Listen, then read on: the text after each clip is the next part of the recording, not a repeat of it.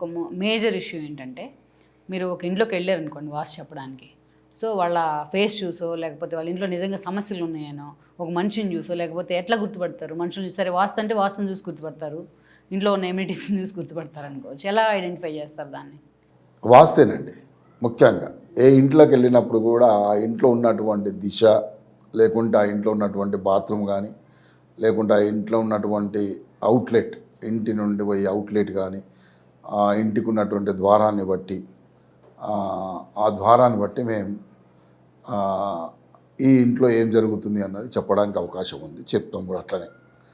ముఖ్యంగా ఏదన్నా ద్వారాలు గంటల ఇందాక మనం ఒక బాత్రూమ్స్ ఉన్నాయనుకోండి, బాత్రూంలో గర్భంలో ఉన్నప్పుడు కొందరి మీద ప్రభావం ఉంటుంది. లేకుంటే ఆ స్థానాన్ని బట్టి ఆరోగ్యపరమైన సమస్యలు ఉన్నాయా, లేకుంటే ఆర్థికంగా వాళ్ళ ఇబ్బందులు ఉన్నాయా, లేదు అంటే పేరు ప్రతిష్టలు అటువంటివి ఉన్నాయా, లేదా గవర్నమెంట్ కేసెస్, వాళ్ళు ఉండే ద్వారాన్ని బట్టి ఆ ద్వారం ఏ ప్లేస్లో ఉన్నది, ఆ ద్వారానికి అనుకూలంగా ఉన్నదా వేరేది లేదా, లేకుంటే ఉంటే అందులో ఉన్నటువంటి మంచి ఏంది చెడ్డ ఏంది డిస్కస్ చేస్తూ ఉంటే మనకు అనుభవించే వాళ్ళు ఎవరైనా ఒప్పుకోక తప్పదు కదండి.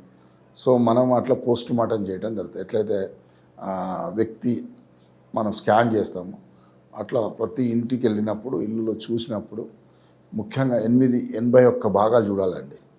ఇటు ఉత్తరము దక్షిణం లేకుంటే తూర్పు పడమట ఇవి లెక్కలు వేస్తే మాకు 81 భాగాలల్లో ఈ 81 భాగం ఒక్కొక్కదానికి ఒకటి ఉంటుందండి. ఏ విధంగా మనిషికి శరీరంలో భాగాలు ఉంటున్నాయో అదేవిధంగా ఇంట్లో కూడా మేము ఆ భాగాలు చూసి, ఇంకా అది కూడా అక్కడ కూడా లేదంటే ఆయం ఉంటుందండి. అంతా వాస్తు బాగున్నది కానీ బాధలు ఉన్నాయి ఇంట్లో, ఆ బాధలు ఉన్నాయి అంటే ఆయం చెక్ చేసుకోవాలి. దానికి ఒక ప్రొసీజర్ ఉంది.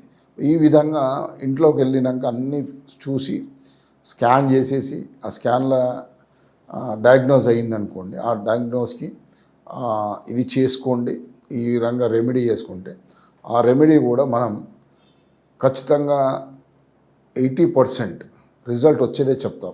ఇంకా 20% చెప్తాం మనం. ఇంకోటి మనం ఎప్పుడు ఇచ్చినా కూడా 21 days to 3 months టైం ఇస్తామండి. ఒకవేళ మీకు ఈ లోపల కూడా ప్రాబ్లం సాల్వ్ కాలేదు, సో అప్పుడు ఇల్లుని మార్చడమా, ఎందుకంటే ఇది ఎక్కడ కూడా ఖచ్చితంగా ఇదే అని చెప్పడానికి రాదు. కానీ 99% ఇప్పటివరకు అటువంటి సందర్భం రాలేదు నాకు. మరి నేను చెప్పేది మాత్రం అదే చెప్తాను. ఎందుకంటే మనం ఇది ప్రాబ్లం ఇక్కడ ఉన్నది. అది ఆయం ఒక్కోసారి ఏమవుతుంది అంటే చేయనీకి రాదు. అపార్ట్మెంట్ అనుకోండి, అపార్ట్మెంట్లో మనం ఏం చేయనీకి రాదు. ఎందుకంటే నెంబర్ ఆఫ్ ఫ్లోర్స్ ఉంటాయి అండ్ పార్ట్స్ కూడా నెంబర్ ఆఫ్ పీపుల్ ఉంటారు.